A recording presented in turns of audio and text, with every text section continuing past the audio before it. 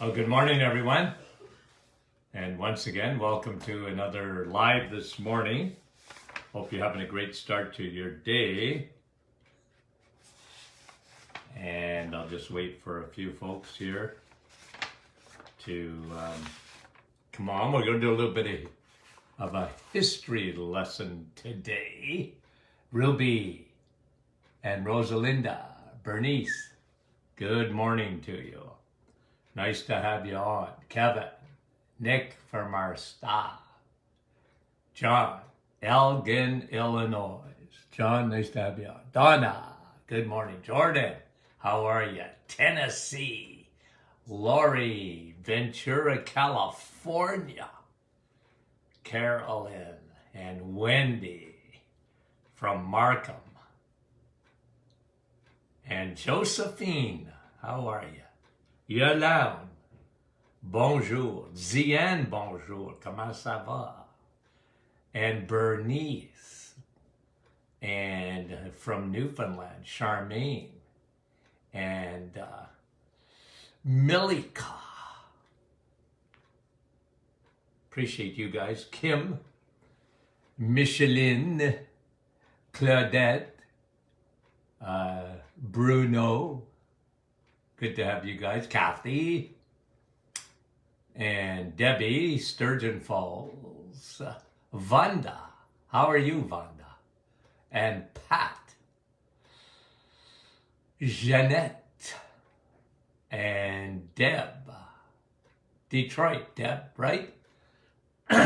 Kathy, Andrea, Nouveau Brunswick, Maria, and David from Florida, Elizabeth, Pat, and Brenda, and Jane, Julie, and Yvonne, Diane, Thunder Bay, and Cletus, how are you? Mike from Norland, and Jeanette from our staff. Okay, a couple of more, we'll get going. Cindy, and Alma, and Carol, Mont Pearl, Newfoundland. Nina, Larry, Huntsville, Alicia, North Bay, Jackie, excuse me, Toronto, Mary, and Katharina, Leamington. Oh, beautiful. Rita, Joanne. Okay, guys. Crystal, you're the last one. No, Sue, I got to say hello. Halifax, Kelly. Okay. Now, I'm going to do a little bit of, as I've been telling you, I'm a history buff, okay? I love history. And the history of food was a big part of my education and self-education too, because I really dig into what the changes are, why the world is so different today. I want to bring you a personality today, and I think you'll see the connection. Like, for example, if I said Anthony Fauci to you, let's say 3 years ago, I bet you most of us didn't even know who that was, right? Didn't even know who that was. But today, unless you're living on another planet, you know exactly who it is. And, you know, he's been in the media so much the last couple of years. And so you would say, oh, yeah, I know who that is. Okay. Now, I'm going to tell you about a guy that came on the scene in 1955, was so stinking influential. He brought to the world, but first North America, a huge change in our diet. Okay? So let me give you a little bit of history about this fella. His name is Ancel Keys. He was a pathologist, at the University of Minnesota. Okay? Nobody knew of him. Other than his family and people that worked with him. But he wasn't a figure that anybody, he wasn't on the national scene at all. Until in 1955, President Eisenhower, when he was playing golf, had a heart attack. And somehow, some way, Ancel Keys was interviewed in the media, much different back then than it was today. But nonetheless, he was interviewed in the media. This is exactly how it happened. And he said to the media, I know exactly why President Eisenhower had a heart attack. Okay, why? Well, he said, it's cholesterol, it's saturated fat, caused the heart attack of President Eisenhower. Well, it started a real trend. This guy became, out of obscurity, became a national figure. And over the years, he was the leading, in medicine, he was the leading doctor when it came to cholesterol and food. He started it, 1955. I mean, not everybody. In 1955, by the way,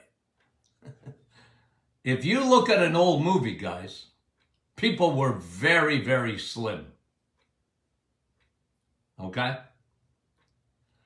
But as a matter of fact, this guy became so influential that he joined the American Heart Association and was put on their board. And boy, oh boy, did that make a huge, huge shift in the thinking from cardiologists and family doctors and whatever. His name is Ancel Keys. Now, I don't know if you've ever heard me say this before, but I have. He is the world's, Ancel Keys, okay, is the world's #1 serial killer of all time. Okay?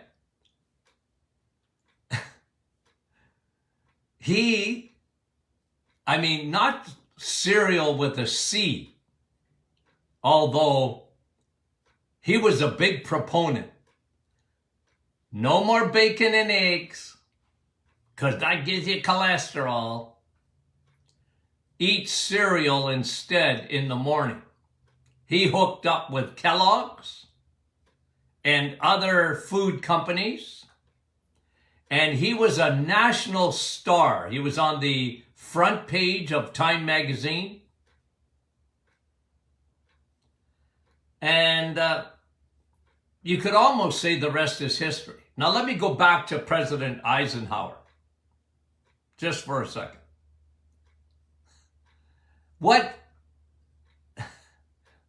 In the 1950s,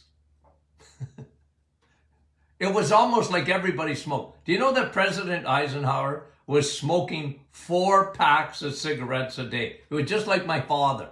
My father smoked 4 packs of Buckingham tipless cigarettes a day. I can see my dad smoking. My mother smoked Peter Jacksons. I like those better because they had a filter on them. Okay? And I remember when my dad came home, I'm not kidding you, I'm going to say I was 10 years old, 1962. I might have been 11. And he announced to the family, our huge family, he wasn't smoking anymore. And I looked at him like, what? No, he took his last pack of cigarettes of Buckingham's, and in front of all of us, opened up the waste basket and whoop, in there. Now, why am I telling you this story? Because the reason that Eisenhower had a heart attack wasn't his diet, but rather cigarette smoking. And we all know, years later, my dad was ahead of the curve because he had read something about smoking and cancer, not smoking and cardiovascular. My dad never had another cigarette in his life. Now, my mother, unfortunately, didn't get the memo and kept smoking.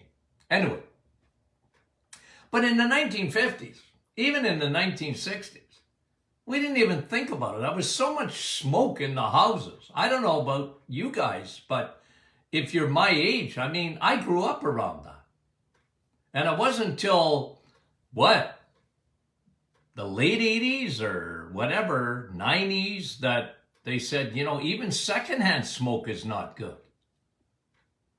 And they did something about that, then they stopped it. You can't smoke anywhere today, just about, right? It's kind of interesting how the world changed and got the memo about smoking, and that was a good thing, right? But what happened is that on a false premise, Ancel Keys became the leading authority on heart disease and nutrition. He linked them together, and he started the cholesterol. I'm going to say it, okay? Maybe you don't agree with this. And the reason that I provide education is I want you to think, okay? I want you to think. You're going to hear something that won't surprise you because you know me. But I'm telling you, in my opinion, cholesterol was a hoax. Now, I'm not saying Ancel Keys wasn't sincere. You can be very sincere and be wrong. Sincerely wrong. The problem with his hypothesis, the diet heart hypothesis, brought to you by Kellogg's. When you look at bacon and eggs, all you can see is dripping fat, and therefore that's what clogs up your arteries. Well, guys, I saw science. And it's kind of funny because what is couched behind today is the word science. Like science means, well, follow the science. Nah, it's more political science, isn't it?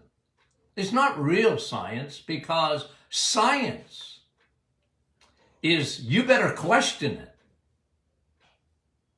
right? Science is always open to questioning. What I know about nutrition today in 2022 compared to what I knew when I was in school and even postgraduate PhD in nutrition, it's like night and day. I never stop reading and learning and observing. But I'm going to tell you something, guys. When you look for love in all the wrong places, you are really, this hypothesis, guys, has led us down a trail of disaster. Because what happened, and it started on that day that President Eisenhower had a heart attack, and it took a while to snowball. But what happened is the whole world, pretty well, decided that cholesterol was the boogeyman. Cholesterol was the boogeyman.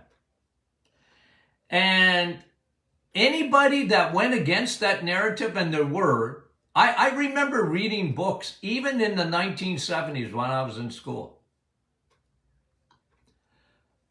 that were dismissed because they went against the narrative. People questioning Ancel Keys. You can't question him. He's the leading authority on cholesterol and heart disease. The American Heart Association started taking money. Well, let me tell you about something else that happened. In 1965, Harvard was paid over $1 million. Now think about $1 million in the 60s. To do research, to tell people that sugar was good for you and fat was bad for you. It's a historical fact. Harvard, given over $1 million by the sugar industry to tell us that sugar was good and fat was bad. That's a fact. What do we got? What do we have? And then the American Heart Association, I figured, let's get in on the cash. You know, food companies, cereal companies, and whatever, anything that was fat-free would get a heart on the box or their container, stamped by the American Heart Association saying, this is heart healthy. You know what? Even today, here we are in 2022. This is heart healthy. Why? Because it's fat free. The whole premise is based on faulty science. It's not true. If it was true, why would heart disease be still the #1 killer? People stop smoking. So it can't be that. What is it? It's sugar. It's sugar. It's carbs. Now, you guys know this. You guys know this. And by the way, can I tell you something? President Eisenhower, this guy Ancel Keys got so famous, so fast in the media, even of the day, that President Eisenhower changed his diet. No more bacon and eggs in the morning. Cereal. You know who else did that? I mean, besides the whole world. You know who else did it? President Clinton. Now, you guys, I don't know if you remember, he had a heart attack. And Ancel Keys didn't get a hold of him, but some of his cohorts. And Bill Clinton went on a vegetarian, I think even a vegan diet. The President of the United States, I think he was just out of office.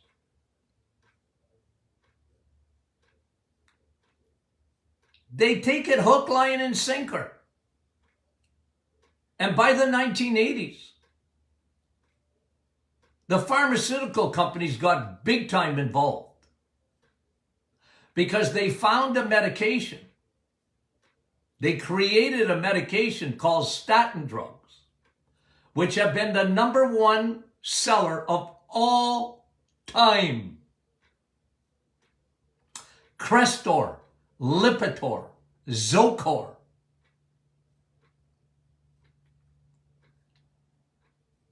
And they got in on it. Hammering down cholesterol. We're going to hammer it down. Okay. What's that giving us? We got more heart disease today than ever. We got more people with heart disease, high blood pressure, and strokes than ever. I think I told you the story that there actually was a bill coming up to the British Parliament to add statin drugs to the drinking water in the UK. Honestly, guys, that's how crazy people became. Let's just add some statin drugs to the drinking water to lower cholesterol. Do you see why I get headaches? Like I got, we talked about stress the last few days. Oh, you know what, guys? I tell you something. I don't know if you're like me at all, but boy, I don't like being lied to. I can't stand that. Someone tells me something, and I don't just, oh, you said it must be true. Nah, let me just think about that for a minute and see, let me examine this to see if it was true. Now, guys, you know me, I've been consistent. I was consistent even in the 1970s, folks. Because even today, and I want you thinking. I want you thinking. On the private Facebook group, somebody comes on there, and Dr. Martin, how can anyone believe in the reset? I'm misquoting a little bit. Because it lacks fiber. There's no fiber in it. If you don't have fiber, how can you do this diet? And, sir, you've been duped. Now, I'm not telling you never to have fiber, okay? Please. Okay, I'm not saying never have any fiber. I'm not saying that. But what does it do? What does fiber do that water doesn't do? Here I am. I'm folding my arms and I'm waiting. What does fiber do that water doesn't do? Oh yeah, but it feeds your bacteria. Yeah, but so does steak. So do eggs. So does cheese. Feeds your bacteria too. Feeds it better. But people go on a tangent. And, but guys, you have to understand, if you look at the history of what the heck happened, the whole stinking world have been on a failed experiment for how many years now? And you know what? It's interesting because they keep doubling down on it. You don't want to eat meat. How about our meatless meat? Dog food. No, don't give that to your dog. When I go into the grocery store and I see this meatless meat, I go, I wouldn't give that to my worst enemy. That's not food.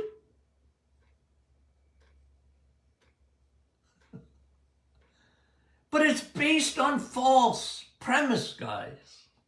It's based on a false premise.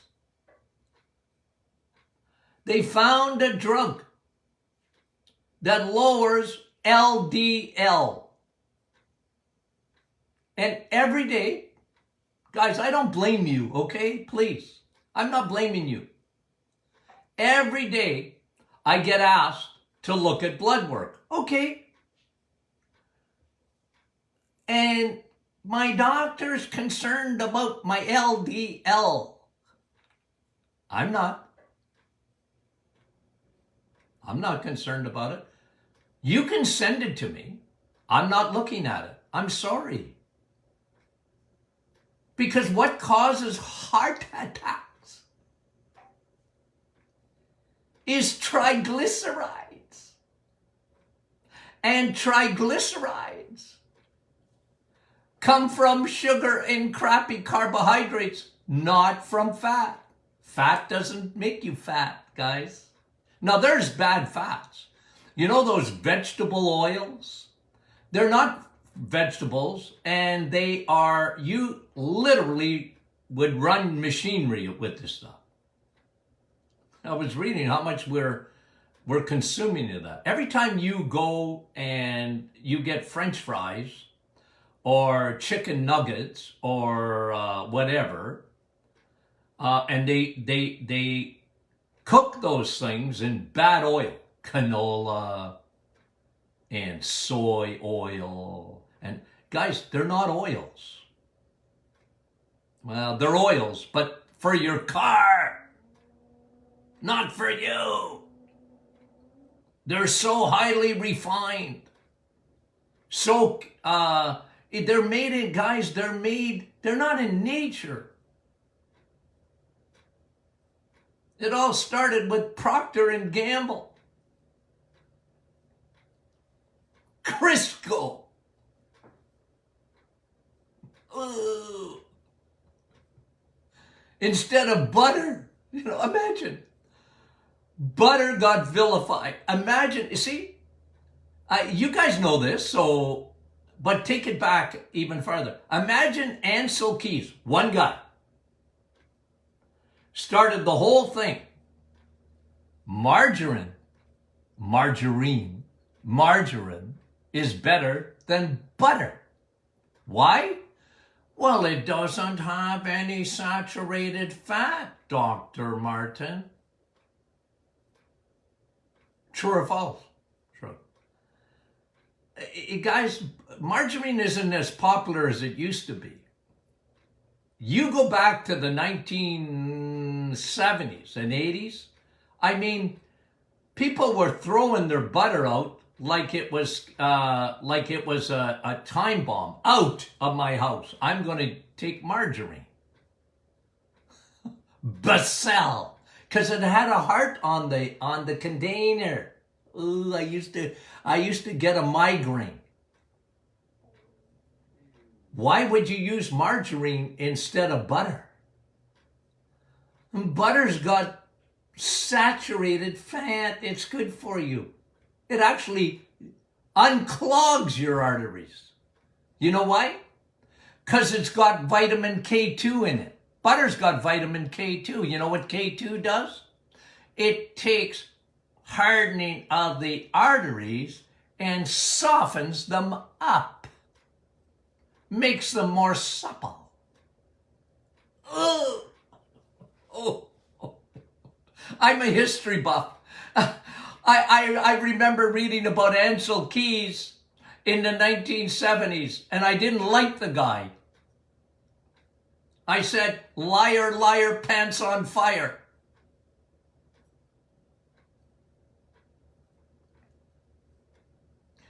Even today, here we are in 2022, and there's not a day goes by that you guys will probably have to defend yourself when you're eating meat, imagine, and eggs, imagine, and butter, imagine, and cheese. Imagine, but that's the way it is. People go, now you can't have too much of that. That's going to give you cholesterol. It's going to give you, and you look at my generation, and my parents' generation. Oh my word. They took it hook, line, and sinker. They did. They took it hook, line, and sinker. And today, that doesn't make me popular, guys. When I go against the world's narrative, I really don't care. I really don't care. My job, I believe, is to tell you the truth. Now, you might disagree with me. But like I said, I've been consistent. And when people, hey, they don't have to believe me. They certainly don't. But the diet heart hypothesis was the start of a scourge in our society today. Not only did we not win the battle on heart disease, but I'm telling you what this diet did, this diet heart hypothesis, it changed the way people were slim. Today, what is it? What percentage of the population in the United States of America, it's no different in Canada, by the way. What percent of the population is considered obese? Today, 2022, 80%. And if our kids, our grandchildren, don't get the memo that saturated fat is actually good for you, animal saturated fat coming from the animal kingdom is the best fat in the world. It's saturated. It's satisfied. Go back and listen to my podcast. Saturated fat is satisfied fat. It's the best for you, for your brain. Don't avoid cholesterol. You need cholesterol. Oh, I got my cholesterol down. Okay, now you're going to die young.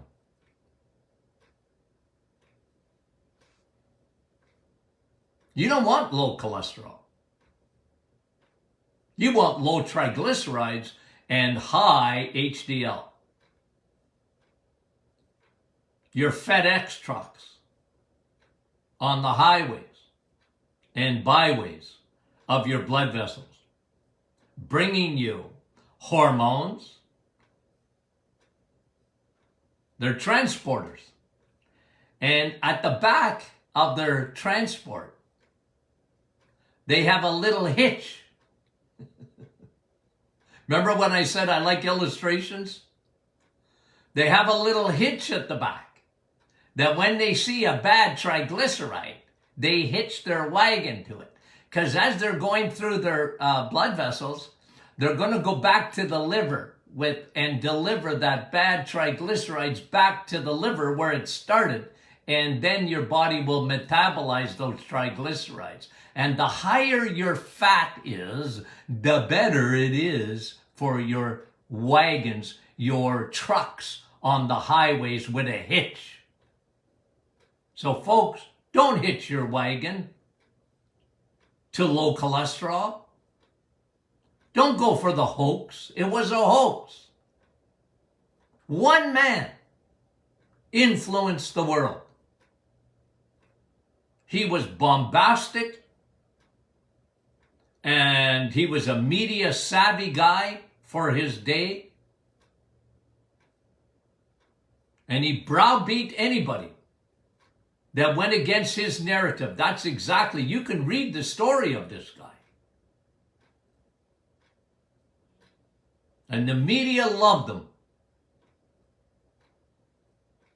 Like I said, he was on the the front page of Time magazine. Ooh. Okay. Okay. Anyway, I had to tell you that story because somebody made, well, you know what I was thinking about, because guys, challenge me. Challenge me. All I'm asking of you, okay? All I'm asking of you, keep an open mind. Because if you already got your mind set on, Dr. Martin's crazy, well, what can I do for you? You know? I told you about patients that used to come into the office, and again, Jeanette and Nick will talk to you about this. And they said, well, you didn't spend a lot of time. You went over all the results and this and that, but you didn't spend, a lot of time teaching them the reset and how to, to really fix that. I said, he wasn't interested.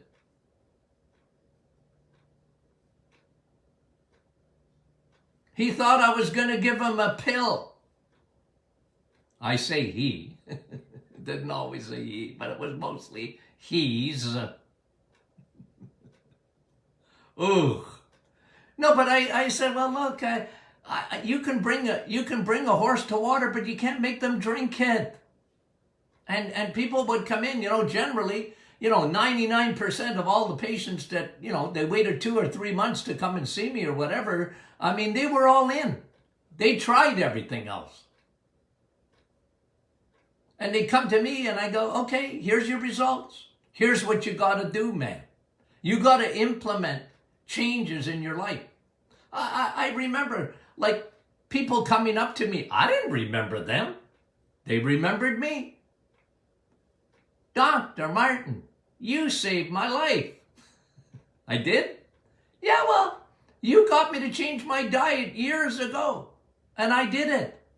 And I've been really good, and thank you very much. And I go, what's your name again? Well, you did it. I said, no, you did it. I can give you information, but you're the one that has to implement it. You did it. And I'd always do this. Give me a high five. I was a high five guy. Before COVID, during COVID, and after COVID. I'm a high five guy. I'm a hugger too.